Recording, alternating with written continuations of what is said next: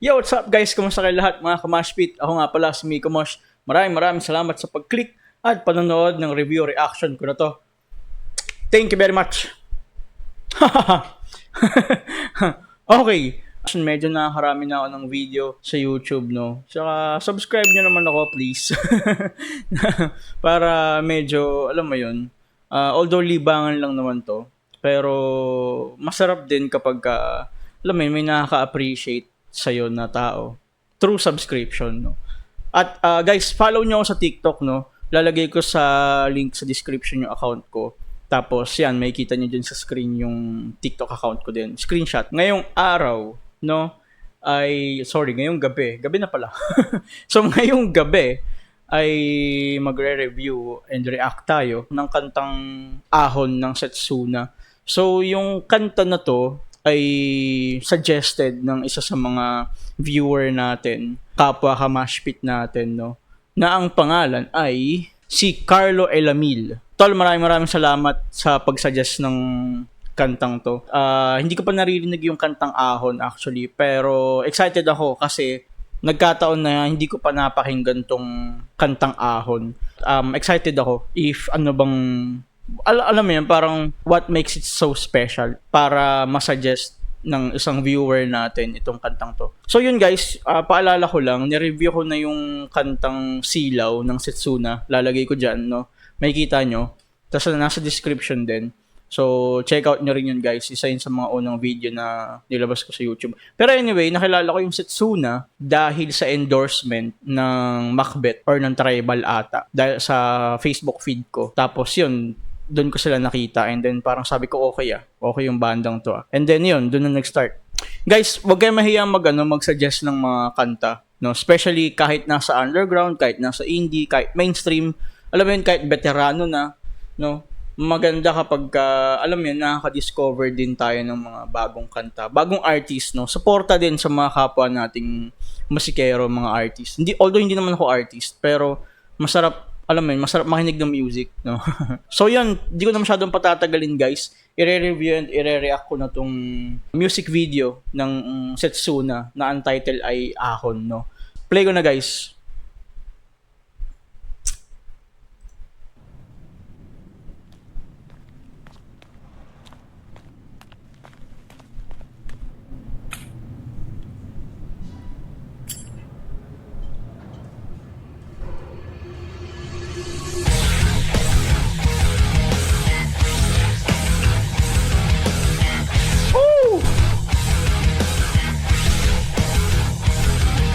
Wait lang. Hindi ako ready. Ang ganda ng intro. Ulitin ko guys sorry. Muntik na ako masamid. Ulitin ko guys.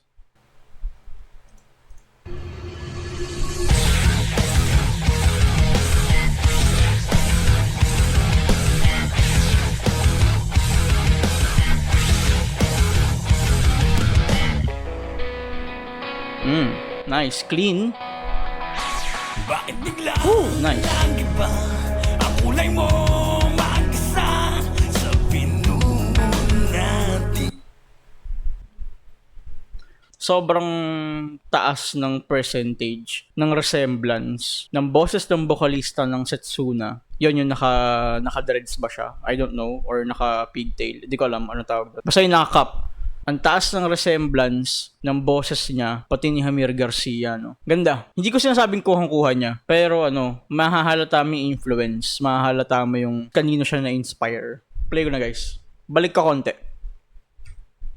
Kulay mo mag-isa sa pinuno nating mundo. Naka-dreads ata siya. Bakit atin tumilim, mga titing mo'y tumalim, kasabay Ay hindi, lang, terintas. tila hindi na umupa pa ang luwa sa aking mata. Nice second voice. Naliligaw buwat nang iwan mong mag-isa. Ngunit ako'y muli lang aahon sa mulo'y na ako'y pinag.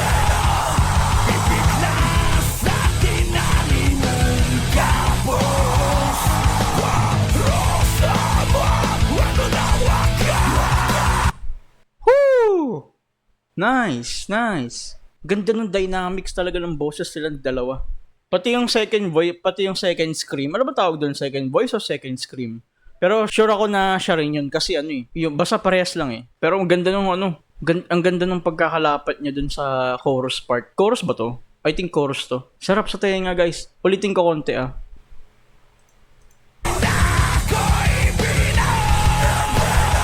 Ayun no.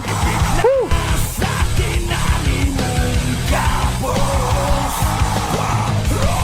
Nice.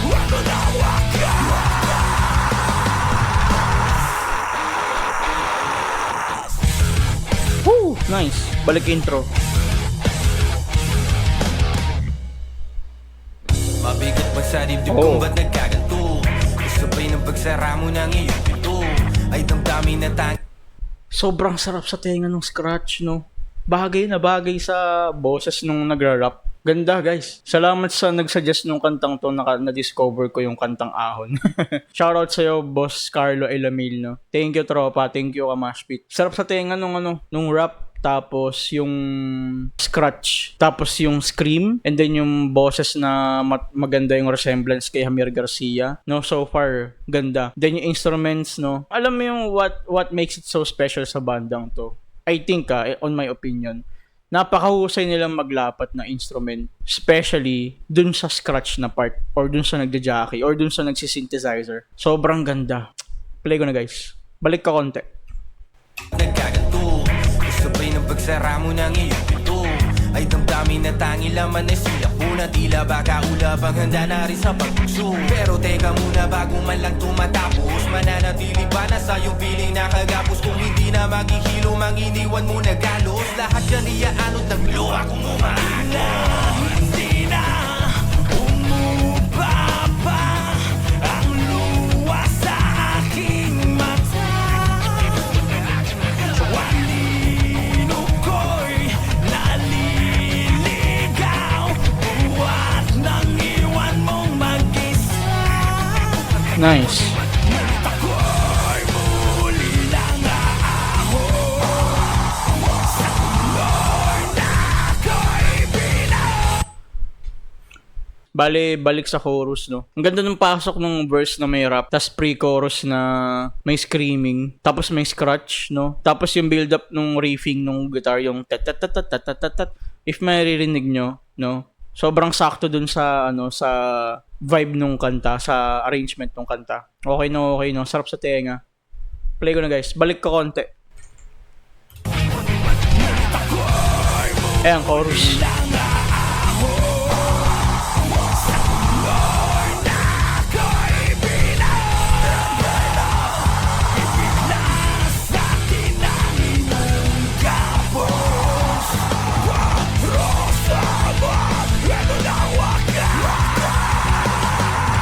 Masagal mapakatandaan mo, babawi ako sa aking pagkabigo. Walang titigil ang pagdurugo, sa bawat gusto na siya natambo. Titigan mo man ang mga ako, di na papalilang yung mahinang ako. Dahil manigaw man ako, matapat, ano ang mangyari, babaon ako.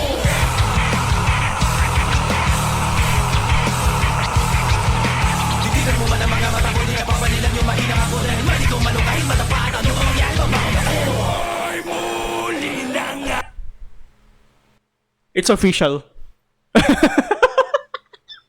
It's official na ang influence nila ay Linkin Park at Slapshot. No doubt. Guaranteed. 100%, no? Kudos Setsuna. Sobrang sarap. Bridge part yun, no? Ah! Nasty. Nasty. Nasty bridge, no? Simple lang, pero rock. Sobrang sarap ng scratch. Woo! Sarap. Sana mag-release pa sila ng mga bagong kanta at i-reviewin. Gagawin ko ng reaction lahat. Ulitin ko yung bridge part, guys. Ang sarap nun.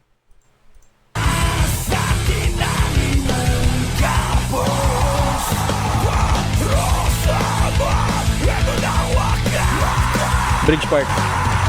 Masagal mapakatandaan mo, babawi ako sa aking pagkabigo. Walang titigil ang pagdurugo, sa bawat gusto na siya natambo. Titigan mo man ang mga mata ko, di na papalilang yung mahinang ako. Dahil manigaw man o kahit matapat, ano ang mangyari, babaon ako.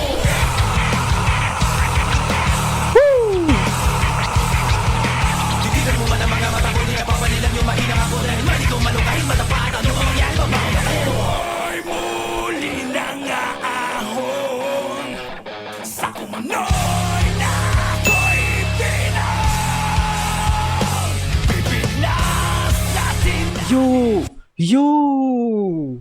Stop it, bro. Hands up, Setsuna. Hands up.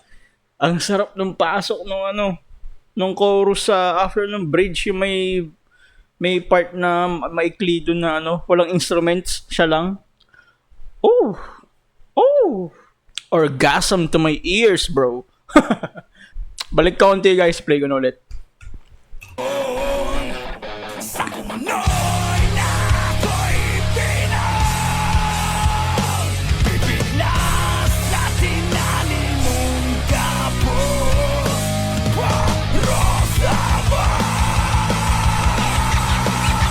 Oh, nice.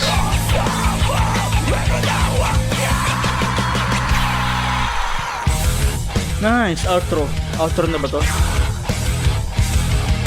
Titigan mo man ang mga mata ko, di napapanilan nyo mahinang ako. Dahil mali ko man o kahit madapa at ano mang mangyari, babaon ako.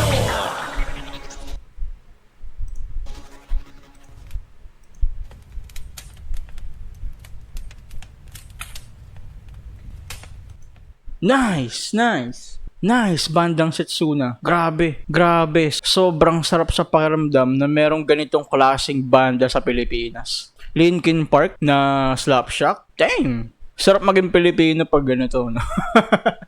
Nakaka-proud sila, guys.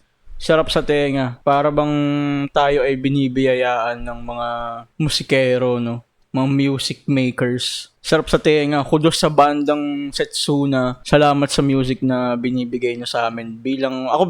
Parang feeling ko fan na nga ako, no? Although di pa ako masyado na nagiging, alam mo yun, parang hindi ko pa sila masyadong ginigeek out or sinusundan sa social media nila, sa mga movement nila. Pero sa ganitong level ng quality ng music, wag lang silang titigil, wag lang silang magdi-disband, wag lang silang mawawala. Men, parang sila na yung susunod na Slapshot, ah.